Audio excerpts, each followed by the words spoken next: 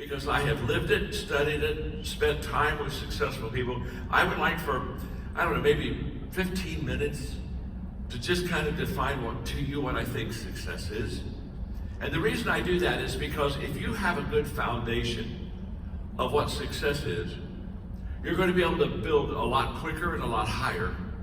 And you're just going to do success a lot better if you have a good starting point, if you have a good foundation. So let's go. I think success is three things. First of all, I think success is knowing my purpose in life. That's where it begins. There are two great days in a person's life. The day they were born, and then the day they discovered why. Now, we all have the first one, we were all born. But to discover why, to find our purpose, that's a very important day. And what I found is that when people find their why, their purpose, they find their way, their path. So what I would wish for all of you is for you to find your purpose in life. Because once you do, it's a life changer as far as your journey to becoming successful. So how do I find my purpose in life? That's the question. There are two paths that you can take. One's about 75% accurate, the other's 100%. Let me talk to you about the first one. It will not always get you to your purpose, but this path most of the time will. The first path I want to talk to you about very briefly is passion. Passion is the great energizer. And when people find something that they're passionate about, so many times they find their purpose. Your passion, what you love to do, and your purpose, what you're called to do, many times, most of the time, they match. Not always, but most of the time. So when people are saying, John, I'd like to find what my passion is or what my purpose is in life, the first thing I say is, well, talk to me about what you love, what you do. Because what's beautiful about passion is it provides energy. And energy allows us to overcome adversity and difficulties and failures and setbacks. It keeps us going. And so it's a very important part of us fulfilling our purpose in life to have passion and energy. I'm 75. And people come to me all the time. They'll say, John, when are you going to retire? And I look at them and I said, well, I'm not going to retire. And they said, well, why aren't you going to retire? Then they kind of feel sorry for me, and they'll say, are you okay? I mean, do you have enough money? Are you all right? I smile and say, I'm okay. I've got enough money. I've sold 36 million books. Do the math. I'm okay financially. Well, then they said, why don't you stop? It's because I'm passionate about what I do. I left my home in South Florida this morning, got on my plane, then I came here, and I'm all excited about it. I mean, on the way over, I'm writing a book, and I'm thinking about you, and I'm thinking about, I get to add value to you. I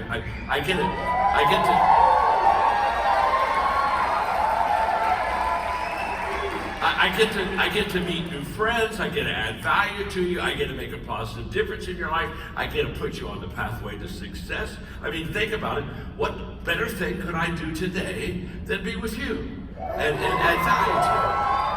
I'm passionate about it. That's what keeps me going. This is very important. Now, if you're passionate about something, listen carefully, that you're not good at, don't make it a career. Make it a hobby. Because you have to be good at what you're passionate at, which takes me to the second path that will help you find your purpose. The first path is passion, and the second path is your strengths, your giftedness, your abilities. You and I were created by God to be good at what our purpose is. And the way that He helps us be good at what our purpose is He gives us gifts and strengths and abilities in line with what we should do. And so it's your strengths, that really helps you discover your purpose. This is amazing. This is life-changing once we begin to understand that what I'm good at is normally what I'm called to do. That's the way that it works. What are my strengths? Because that'll lead you to your purpose. Now, in our culture, we're taught to work on weaknesses, not on strengths. If you're in education, if you're in school, if you got an A in math and you got a C in language, they say, well, work on your language. And I'm here to tell you, that's a mistake. I'm saying if you got a C in English or language, just thank God that you got a C. You probably deserved a D, I don't know. But here's what I know. Don't miss this. In the area of giftedness and abilities, you can only increase 2 numbers. Don't miss this. So let's say from a 1 to a 10, I have a weakness. I'm not very good in an area. So maybe I'm a 3 out of 10. I'm pretty low. I'm below average. I'm a 3. What that means is that if I work real hard, I could become a 4. Maybe I could become a 5. And 5's average. And people don't pay for average. You'll never be successful being average. If you want to be successful, you have to get into the top 20% of your vocation. If you want to be very successful, you have to get into the top 2%. And the only way that you can get into the top 2% is to work on your strengths, not your weaknesses. See, if I work on my weaknesses, I can go from a 3 to a 4 to a 5. That's not going to accomplish anything for me. But if I work on my strengths, I find out what I'm good at. Let's say I'm a 6, I'm above average, a little bit above average. I'm a 6 or a 7. Well, what does that mean? I can become an 8, I can become a 9. Now, when I become a 9, people stand in line for 9s. And that's where you want to go. You really want to get into that top 20% for sure, 2% for greatness. And the only way that can happen is to constantly work on your strengths. So, to find your purpose, because success, first of all, is knowing my purpose in life, I have to find my strengths. And if what I'm good at, I'm passionate about, I can almost promise you that you are going to have a very successful life. When I see people that are in their strength zone and they're passionate about that strength zone, they become highly, highly successful. My father just passed away a couple years ago. He worked full time up through his 95th year. And he was amazing. And in fact, we were having lunch one time when he was about 93, and he looked at me and said, John, look at me. He said, my greatest days are still ahead of me. And he's 93. Why? Because he was filled with passion. I know people 23 that can't say that. So, what am I passionate about? And is my passion matching what my strengths are? Because if that's the case, you will discover your purpose in life. That's the first part of what success is, knowing my purpose in life. The second part of success is about growing. Growing to my maximum potential. This is huge. I am known around the world for teaching and writing about leadership. But what I'm more passionate about than leadership is personal growth and development. I wrote a book several years ago called The 15 Laws of Growth. Oh.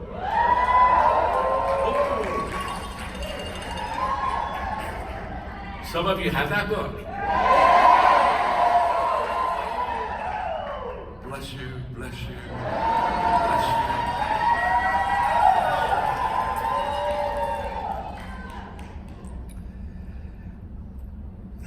My life was changed at a breakfast when I was 25, and when my mentor asked me what my personal plan for growth was.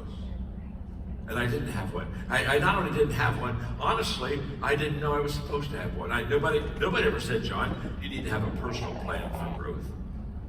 In fact, when he asked me that question for the next few months, I asked my friends, I said, do you have a plan for personal growth? And I had no friends that had a plan for personal growth. But that day at breakfast, my mentor said to me something that was just life-changing to me. He said, John, growth, personal development, getting better is not automatic. You don't automatically get better. Now, you automatically get older. Just keep breathing. You automatically get older, but you don't automatically get better. That was a life-changing discussion for me for two reasons. One is it emphasized that I needed to spend my life in personal development growth, which I have and I still do. And second, that I had to be very intentional. That greatness is not a result of just luck, or greatness is not a result of just hoping. Hope's not a strategy. Greatness is a result of being intentional. And so at 25, 50 years ago, I became intentional in my personal growth and development. And I still to this day live and work a personal growth plan.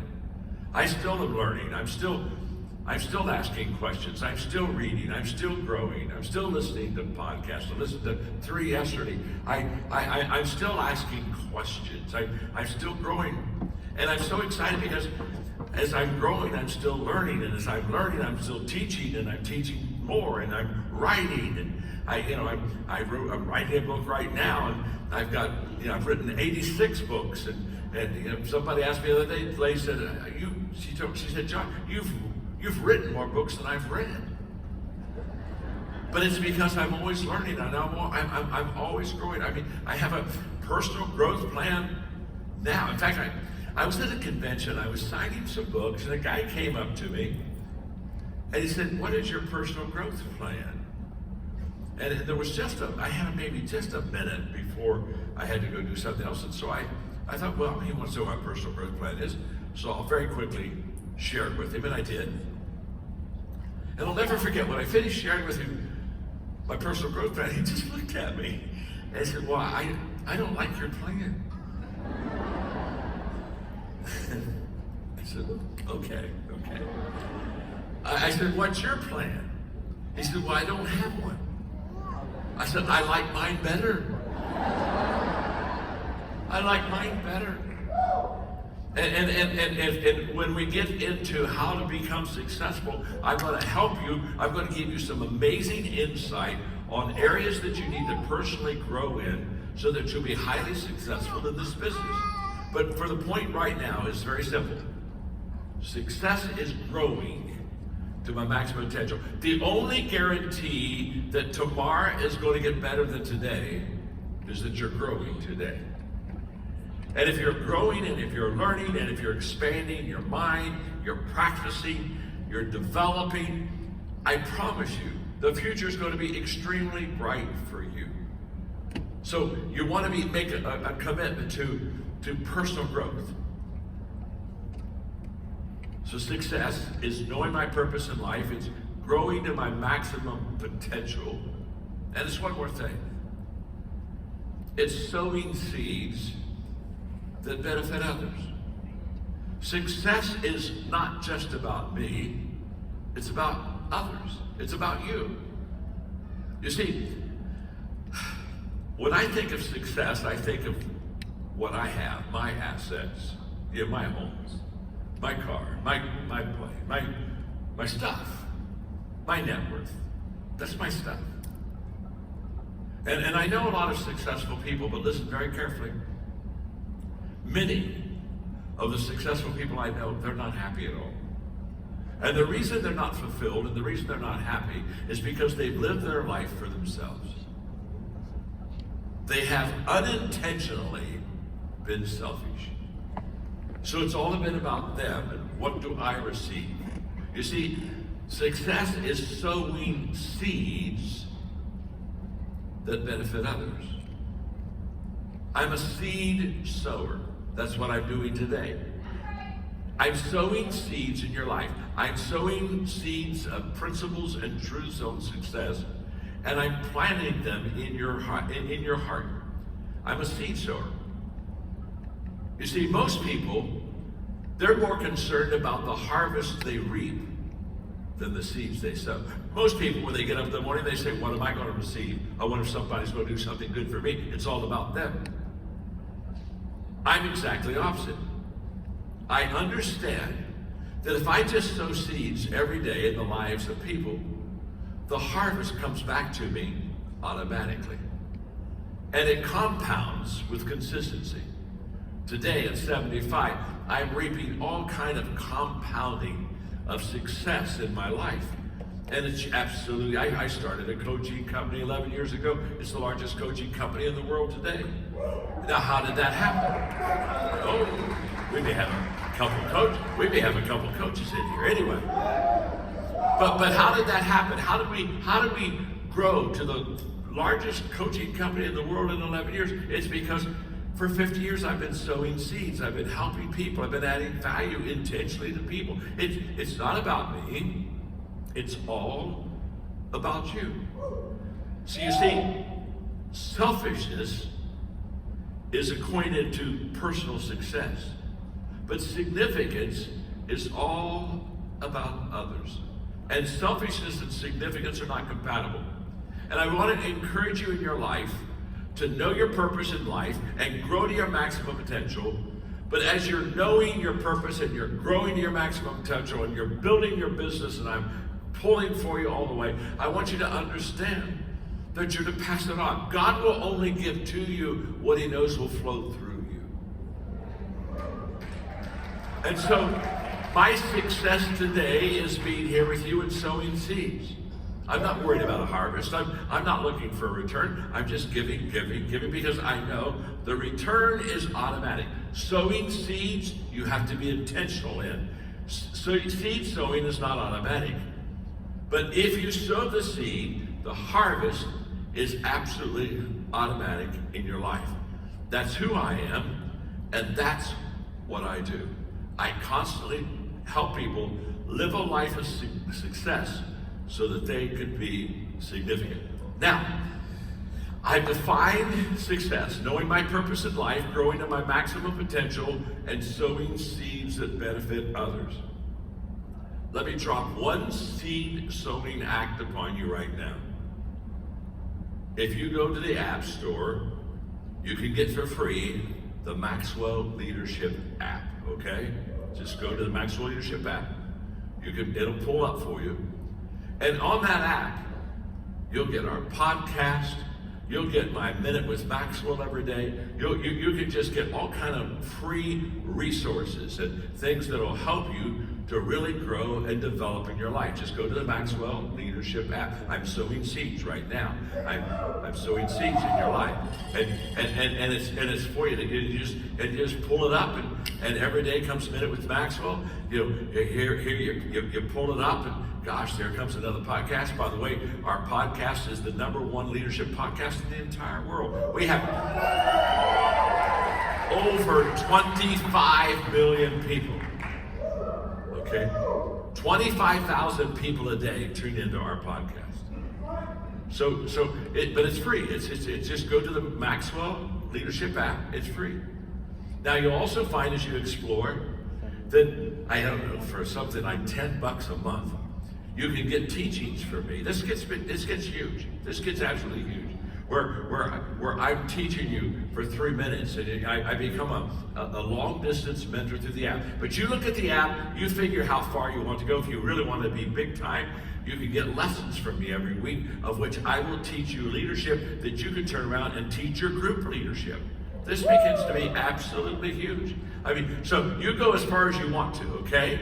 But what I just want, go to the Maxwell Leadership app, and I will promise you, I'll sow seeds in your life. Now, okay. How are we doing? Are we learning something? Here we go. Now, remember, my name is John, and I'm your friend, okay? That's who I am.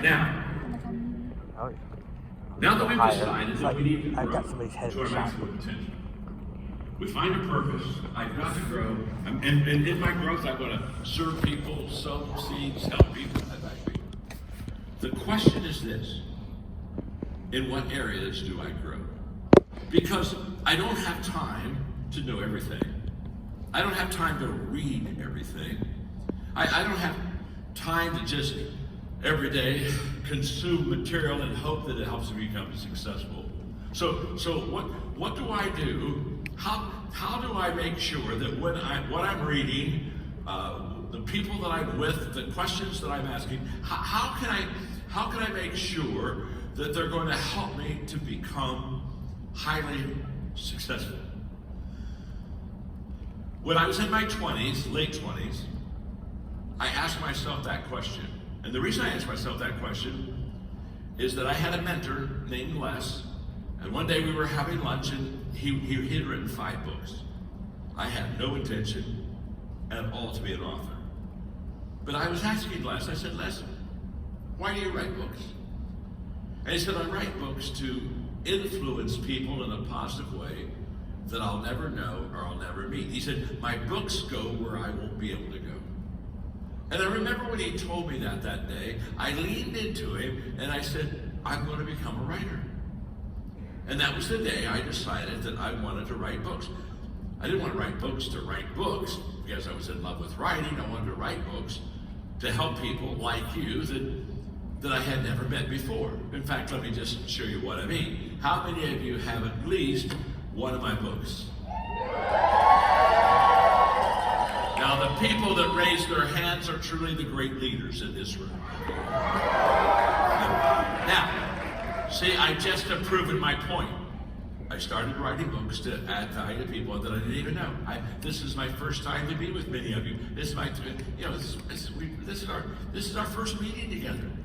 But I've already been influencing you. I've already been helping you. I've already been adding value to you. So I said, if I'm going to add value to people, what are the things that they need to do to be successful? Remember, we've defined success. What is it? Now, how do we become successful? And I'm going to share with you 5 areas that you have to focus on to be very successful in life.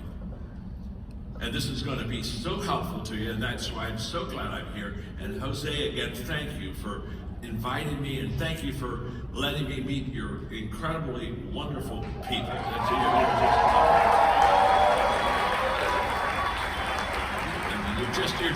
You're so hungry. I mean, while I'm teaching you, I'm watching you, you're taking notes and you're leaning in. You're so desirous to do well in your life, and you're so desirous to succeed. And you have no idea how that warms my heart, because I was there. 50 years ago, I was in your seat. And 50 years ago, I was at conferences like this, and I was taking notes, and I was asking questions, and I was hungry, and just wanted somebody to walk into my life and say, John, if you'll just do this, you'll really do well with your life. So let me give you the 5 areas, okay? Again, when I started writing books, I picked these 5 areas because I think these are the ones that will make the biggest difference in your life. And I said, I'll write my books in these 5 areas. This is where I'll do most of my writing, most of my speaking. So here we go. In fact, let me give you a kind of a handle so that you'll remember this. Just think of the word clear, C-L-E-A-R. Each one of the 5 things will start with one of the letters of clear. So let's start with the letter C. To be highly successful, you really need to develop your communication skills. You need really to make a commitment to practice good communication, because all leaders have to cast vision. That's communication. All leaders have a story to tell. That's communication. In fact, Warren Buffett said the most important thing that you could learn to be successful is how to communicate. Now, he's a multi-billionaire, he's known in the financial world, but he didn't talk anything about finances. He said if you really want to be successful, you've got to learn how to connect with people. You've got to learn how to communicate with people. You've got to be able to connect with people. So and by the way, I have a book coming out on communication in March. And I'm going to give it to you now, so you write it down. So in March, when it comes out, you get it on Amazon or wherever you get your books. And by the way, when you get the book, all of you, don't forget this. Don't forget this, because you're going to help me make this my 60th bestseller, okay? And when they asked me, how did your book do so well? I said, well, don't you know the people, the Great Awakening? I mean,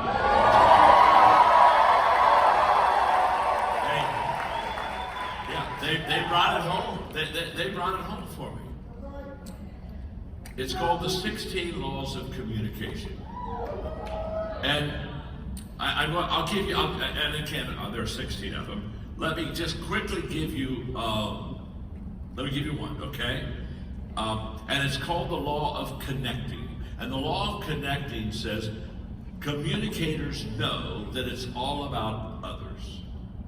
Now, this is such an important law of communication. In other words, my time together with you today is not about me at all. It's about you. And yet, when most people start communicating, they're more concerned about themselves than the people they're communicating. They're saying, boy, I hope I do a good job, and I hope they like me, and I hope I look good, and it's all personal. And what you have to do to connect with people is realize it's not about you. It's about others. In fact, my greatest advice to anybody that wants to be a great connector, a great communicator, is very simple. Get over yourself. Just get over yourself. It's not about you. In fact, you ought to laugh more at yourself because everyone else is. It's all about the people. While I'm out here on stage, it's all about you. It's not about me. It's not about me. It's all about you. How can I serve you? What can I say? What can I teach? How can I invigorate your mind and your heart to want to do better and grow more? It's all about you. In the last year, I've had the opportunity to go to Nashville. The CEO of the largest writing company of Nashville writers, literally 25 years ago, built his company off of my books. And he got a hold of me recently, and he said, John, I built my business off of your books, and they really help me. And he said, because I'm a writer, a songwriter, and I have a writing company, he said, you ought to write some songs about your books, so that people not only have the book, but they have the song if they want to. So they invited me to Nashville to come with all of these amazing writers. I mean, writers for, oh my gosh, Carrie Underwood, Tim McGraw. I mean, they're all #1 writers. And I go into this studio with these writers, and we're writing songs on my books, and I'm having a blast. I'm having so much fun. And one of the songs that we just wrote it. In fact, it'll come out. We're going to put an album of 8 songs out probably late spring. But one of the songs we just wrote was entitled "Get Over Yourself." Isn't that fun? And it's off of the communication. It's off the communication book. And the chorus is just jazzy. It's just, it is so much fun with a choir in the background. And the chorus just basically says you got to find yourself to know yourself. You got to know yourself to be yourself. You got to be yourself to improve yourself. You got to improve yourself to get over yourself. You got to get over yourself to give yourself. You can't give yourself until you get over yourself. This is huge. Oh, you wait till this song comes out. We'll be dancing and singing and learning all at the same time. It's going to be so much fun. But the point is, you can never give yourself to someone else until you get over yourself first. It's not about me. It's all about you. It's back to what I said. Every day is a success if I'm sowing seeds. It's the seeds that I sow. It's serving you today. It's helping Jose and his team to go through with the vision of getting bigger and better and building this organization. It's all about you. So you got to get over yourself. So what does that mean? Well, that just means you're first. I was in Baltimore recently, and I was teaching, and they had a railing over in this area, and I decided to walk over there and sit down for a while and teach. And so I sat down, and I moved a little bit on the railing, and when I moved on the railing, all of a sudden I realized that there was like a nail in there or something, and my pants ripped. And it wasn't like a little rip, it's like a rip. And so I'm sitting on the railing, and I've got like 2,000 people, and I look at it and I said, you know what, my pants just ripped. They just ripped. And so I think I'll just sit here and not move, and I'll teach from here, And I said, what I need somebody to do is to go get me a pair of pants. Okay? So I gave the sizes. I said, "Would somebody go?" And some lady said, "I'll go get some pants for you." And so she left. Everybody clapped for her. And so I'm now on the railing. I got ripped pants, but it's okay. It's not about me. It's all about them. And then I decided to have some fun, so I kind of got off the railing, but never turned my back to them. I'm going back and forth like this, and we're all having a blast, and I'm teaching, and when it's all over, the break comes, and I got my new pair of slacks, and I put them on, and thanked the lady, and gave her some money, and off I went. Now, let me it's just very simple.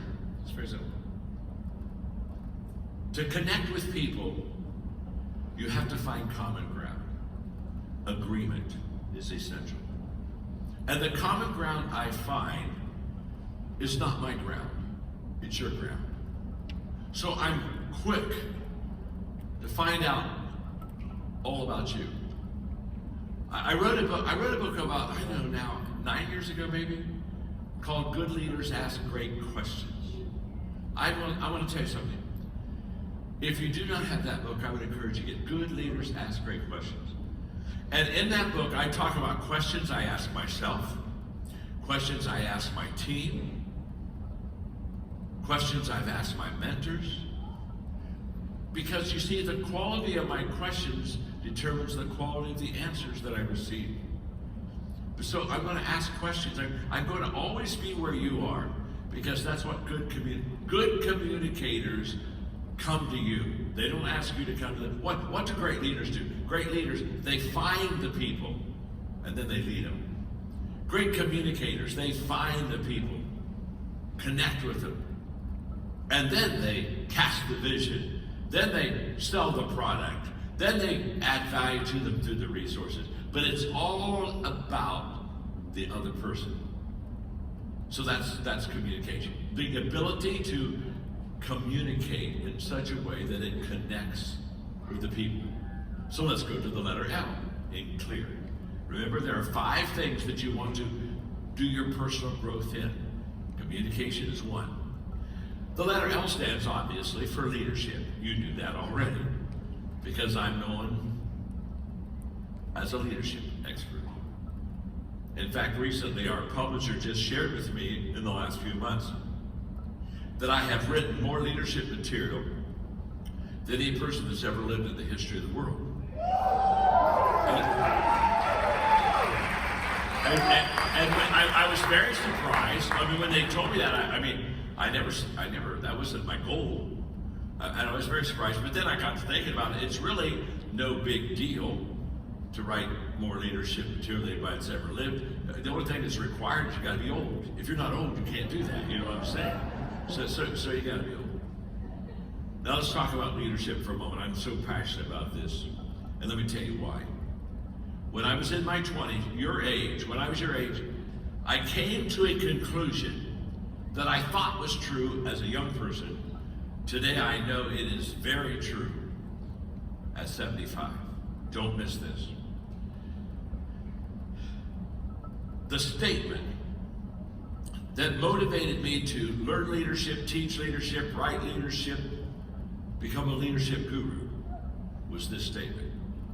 Everything rises and falls on leadership. Everything. The moment that I believed that and was convinced of it, I made a commitment.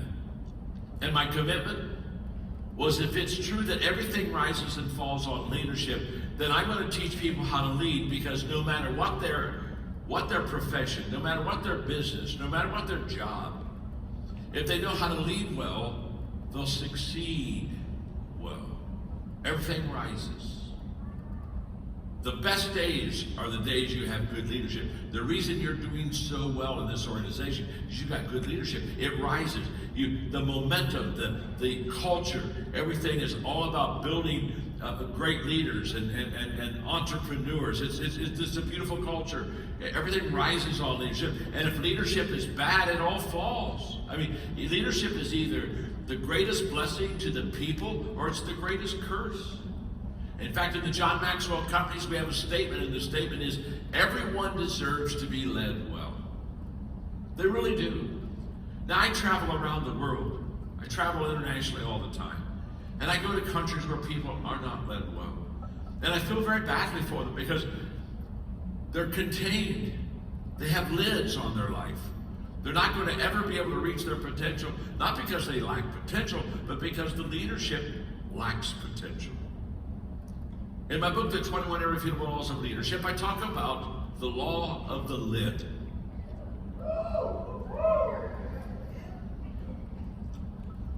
And the law of the lid just simply says how well you lead determines how well you succeed.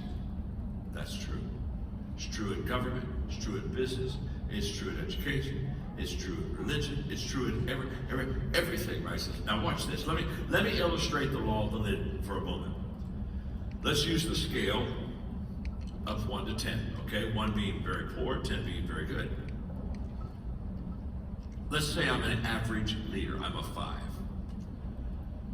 So this hand represents my leadership lid. This is how well John Maxwell leads. He's 5. He's not a real bad leader, he's not a real good leader, he's just in the middle. I'm an average leader, I'm a 5. That's my leadership skill level. That's my leadership ability level right there. I lead at the level 5. Now, if this is my leadership lid right here, this is how well Maxwell leads, then my organization, my team, my people, they will come under, but never go higher than a 5. I am the lid on the people I lead, and I'm on the lid on the team that I'm trying to build. If I'm a 5, my organization will just be a 4. And it doesn't matter what business you're in, I don't care. It works universally. I've taught this principle around the world thousands of times. It's a fact. How well you lead determines how well you succeed. Now, when I do Q&A sometimes, people will raise their hand, they'll ask me the question, they'll say, John, are leaders born? And whenever they ask me the question, are leaders born, I always give them the same answer. Of course they are. Think about that question. I've never met an unborn leader. And don't particularly want to either. Thank you very much.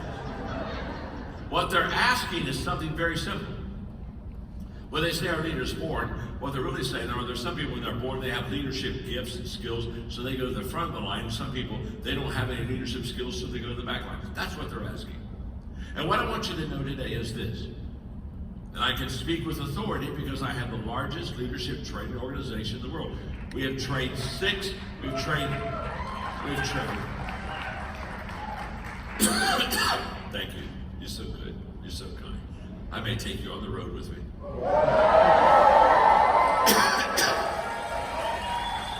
I may sit you in the midst of all those other people so you can teach them how to cheer and get excited.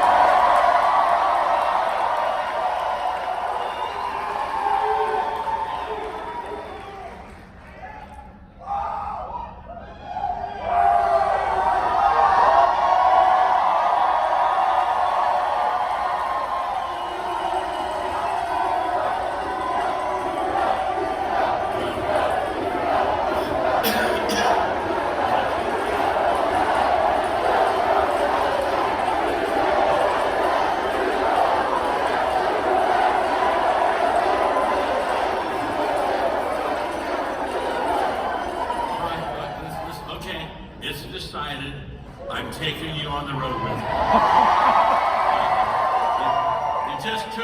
You just took me over the hump, okay? Now here, I don't want you to miss this because we've trained 6 million leaders in every country in the world. We know how to train leaders. Now listen very carefully. You can learn to lead. If you do not have my book, Developing the Leader Within You 2.0, in that book, I talk about 10 things you want to develop in your leadership that'll make you a good leader. It's the best mentoring leadership book I've ever written. Developing the Leader Within You 2.0. You can learn to lead. Now, here's what I don't want you to miss. Back to the illustration visually. Are you ready? I'm an average leader. From a 1 to a 10, what leader was I? I was a 5. You with me? So if I'm a 5, what is my team? What is it? It's a 4. That's exactly right. Now, we've decided though, you can grow and learn and develop your leadership skills. So watch what happens to the lid. I start really committing to personal growth and development and leadership, and I go from a 5 to a 6 to a 7. Wow, maybe over time I get to an 8. Now what have I done? I've lifted the lid of my organization. And guess what my people get to do? They get to go from a 4 to a 5 to a 6 to a 7. When you lift your own leadership skills and gifts, you lift the lid off of everyone else on your team and your organization. That's a life changer. Okay, now, I've got to hurry because I got 11 minutes and 9 seconds.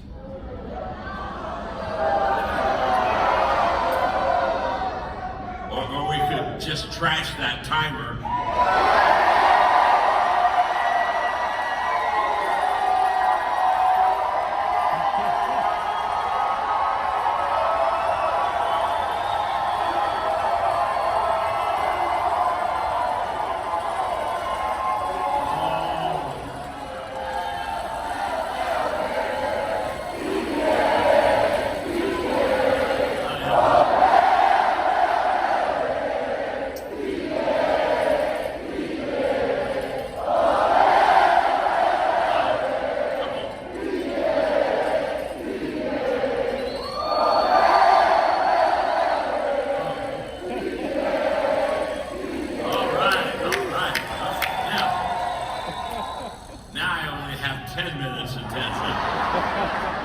Here we go. Let's go to that E. I want to talk to you about equipping. Because what you want to do is you want to develop great teams. And if you really want to compound your organization, it's your ability to equip people and develop teams that will make you more successful in this business than anything else. Your ability to recruit, equip, and develop your people is absolutely essential for your success in this business. So let's talk about it for a moment, because I'm so passionate about what happens when you understand that it goes beyond just developing yourself. So you see, again, if I could come off stage and I could talk to you and interact with you, and that would be so much fun for me to just personally get to meet every one of you. And you would say to me, John, I really want to succeed. How can I really succeed in this business? I would ask you 2 questions. And the first question I'd ask you is, what are you doing to develop yourself? Because you cannot take your people where you have not gone yourself. You just can't. You teach what you know, but you reproduce who you are. This is essential to your success. You cannot give what you do not have. So you always develop yourself first. And it's not because you're selfish. It's because you have to develop yourself first so that you can provide what your people need for them to develop and grow. That makes sense. You with me? So I would ask you, what are you doing to develop yourself? But then the second question I would ask you is, what are you doing to develop your team?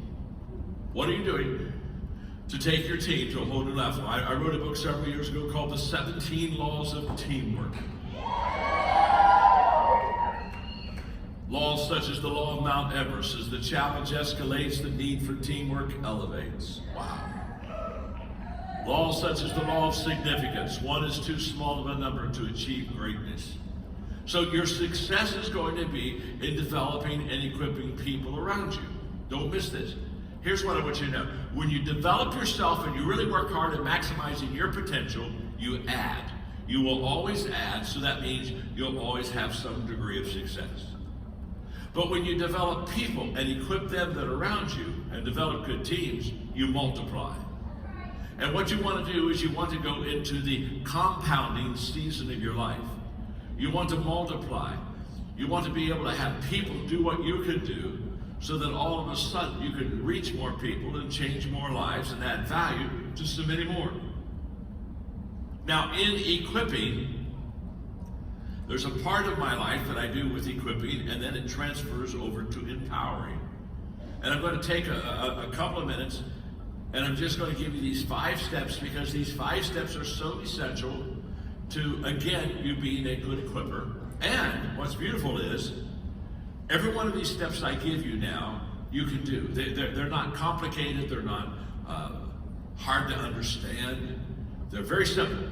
In fact, before I give you these 5 steps of equipping / empowerment, before I give you these 5 steps, look at your neighbor and just say, even you can do this, okay? Even you, yeah, even you. Even you can do this, okay? Even you can do this. All right, are we good? Here we go. 5 steps to equipping people. Step number 1, I do it. Before I equip you to do something, I have to be good at it myself. I have never understood people who teach other people how to do something that they're not any good at. I mean, you came to hear leadership from me. You came to hear teamwork from me. You came to hear success from me because I'm good at it. I'm really good at it. None of you came today and said, I hope John teaches us to do ballet.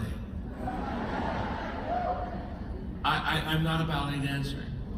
You understand? I'm too fat, I'm too slow, I'm too old, I'm too awkward, I'm too everything. I'm not a ballet dancer. See, nobody ever comes and says, please, John, teach us the keys to being a great ballet dancer.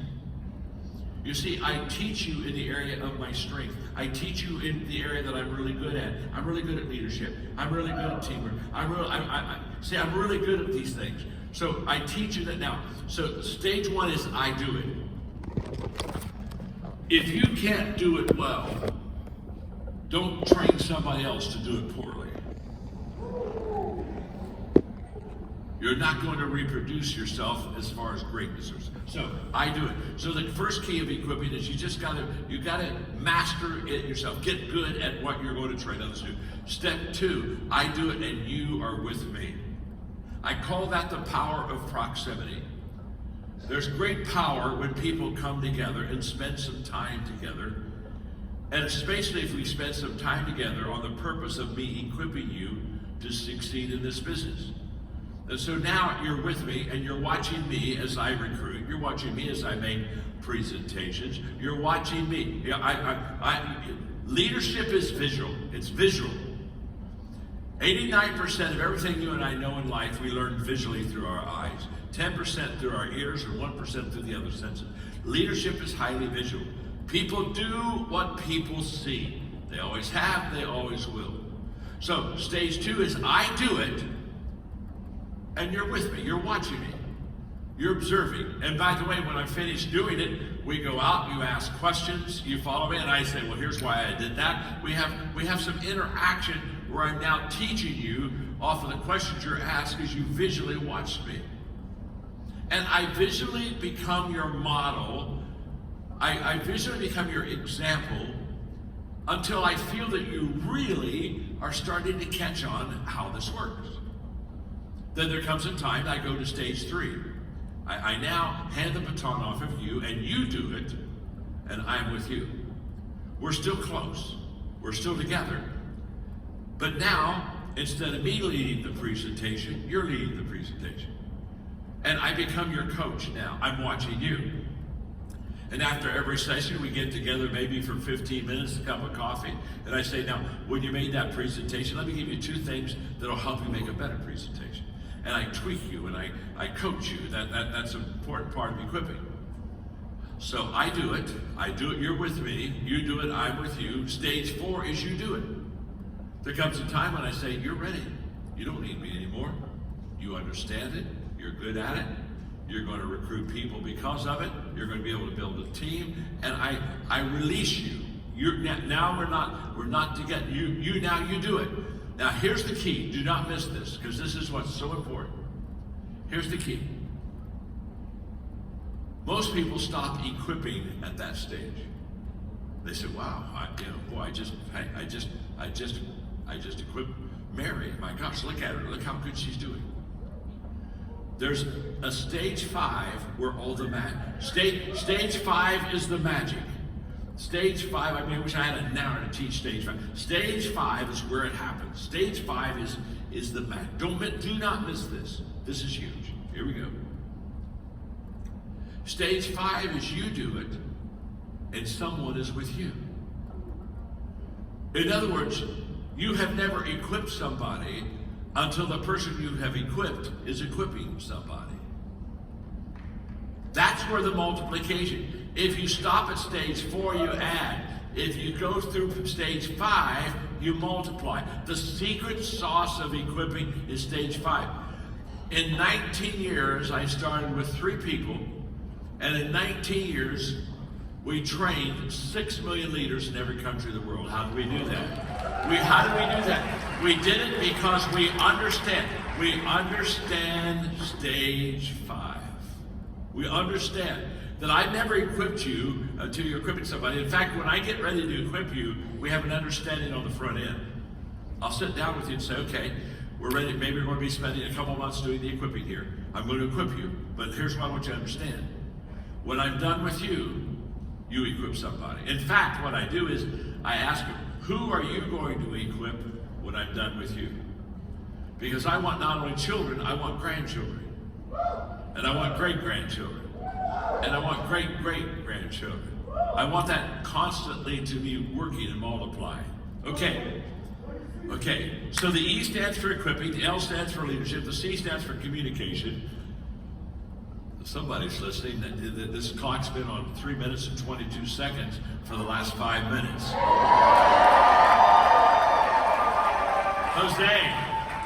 Jose, you're a leader, buddy. You're a leader. You understand, friend. You got it worked out. All right. This will be the longest 3 minutes and 22 seconds in the history of the world. The letter A in clear. Communicate, lead, equip. Are you with me? And by the way, the Maxwell Leadership app that you're getting always will be doing clear. Every week you get clear. Something on communication, something on leadership, something on equipping. The letter A is for attitude. How you and I think. Attitude is perspective. How I view things is how I do things. That's a fact. And so therefore, it's important to help people think correctly. And I want to say 2 things about attitude quickly. Number 1 is that attitude isn't everything, but it's the main thing. I want to have honesty with you. I'm your friend. My name's John. And you have to understand, I want to be honest with you, because there are motivational speakers that'll tell you, I hear them all the time, they'll go out and they'll say, attitude's everything. And whenever I hear them say attitude's everything, I'm going to say, no, my name's John. I'm your friend. It's not everything. Attitude can never replace competence. In other words, if you're incompetent, your attitude isn't enough. If you're incompetent, you're not going to build a business. You've got to be good in your skill set. Attitude won't make up for a lack of skills. Are you with me? So don't get lazy and say, well, I don't really know the business well, but I've got a great attitude. You see, if you have a great attitude but you're incompetent, the good news is when you're fired, you'll be happy. You'll go around saying, oh my gosh, I freed up my schedule. Oh my gosh, I got all kind of freedom. Attitude cannot replace experience. Never has and never will. There are certain things you just have to experience and learn in life to just get better. So what I want you to understand is attitude isn't everything. And so don't go so far with this. We're so big on this stuff. We write songs on it. We write songs,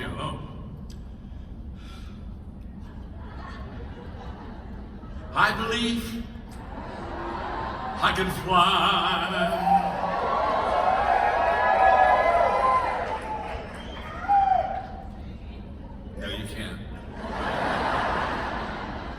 My name's Sean. I'm your friend. You can't fly. I don't. No matter how long the runway, I don't care. No matter how long the runway, flap those arms all you want to. You ain't getting up in the air. You can't fly. Okay. It's okay. It's all right. Again, back to my ballet dad. If I told you I believed I could be a world-renowned ballet dancer, you just look at me and say, the man's delusional. Belief is so essential. Belief isn't everything. You have to put with a great attitude, which is so important in your life. You have to, with a great attitude, apply yourself and develop your skill set. So many people, when they get on the attitude kick, I watch them and they kind of go around and they're happy, but they're never successful. And it's because they get lazy and they're undisciplined and they want to smile, but they don't want to work. They don't want to study. They don't want to prepare. They don't want to pay a price. The other thing I want to say about attitude is that your attitude is a choice. It's a choice. This is amazing. You get to choose your attitude. Something's so important in your life and you can choose. Attitude is a choice. That's why, by the way, when people have a bad attitude, I never pay any attention to them. You know, sometimes when people have bad attitude, we all go over there and we say, oh, come on, it's going to be okay. Linda, you're okay. We love you. Let's hold hands. Let's sing Kumbaya. Yeah, it's all right. No, if you got a bad attitude, I don't even want to be around you. I try to run from you as fast as I can. Because can I tell you something? You chose that attitude. You're totally responsible for it. I'm not responsible for it at all. Margaret and I were doing a seminar many, many years ago. In a Q&A, somebody asked us, she said, does John make you happy? I thought, well, that's a great question because I think I'm an amazing husband. And Margaret looked right back at the lady that asked it, and she just quickly, she said, no, she said, John doesn't make me happy. And it got real quiet. I got, oh my God. And I looked at her, I said, honey, sweetheart, hey,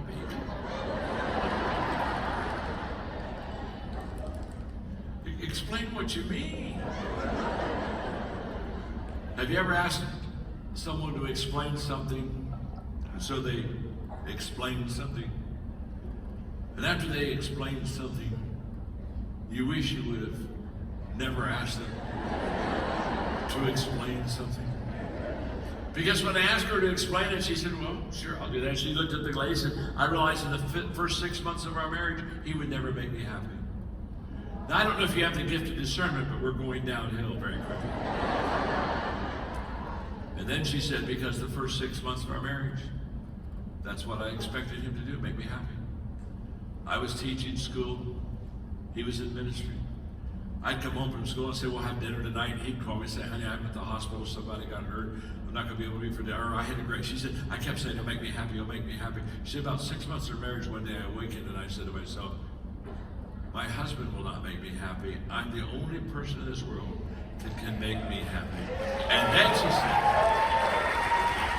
then she said, and the day I decided to make me happy, he has added immeasurably to my happiness.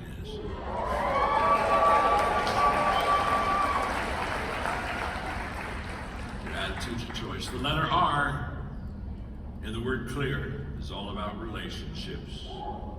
It's all about relationships. Probably of all the quotes that I'm known for, the one I'm best known for may be this one. People do not care how much you know until they know how much you care. It's all about people. Stanford research says 87% of your success is people knowledge. 13% of your success is product knowledge. You're in the people business here. I know you do insurance. I got it. But you're not you're in the people business. People won't go along with you if they can't get along with you. So there's nothing probably more important than your ability to love people, care for people, have good relationships with people, serve people, intentionally add value to them. So as I wrap it up today, I want to again say, Jose, thank you for inviting me.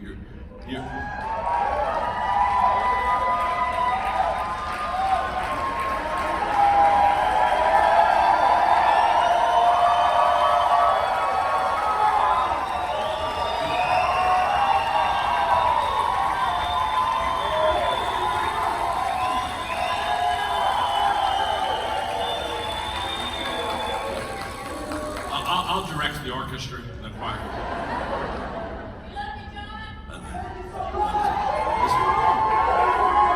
You too, be very proud. Be very, very proud.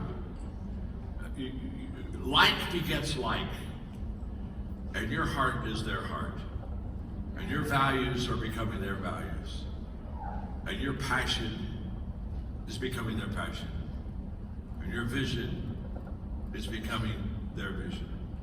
So be very proud. Everything rises and falls on leadership, and in this organization, it's rising.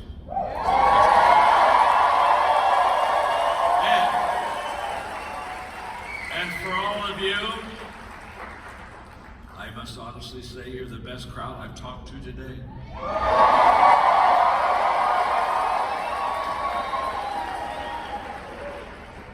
And always remember, will you remember this for me? My name is John. And I'm your friend. Thank you.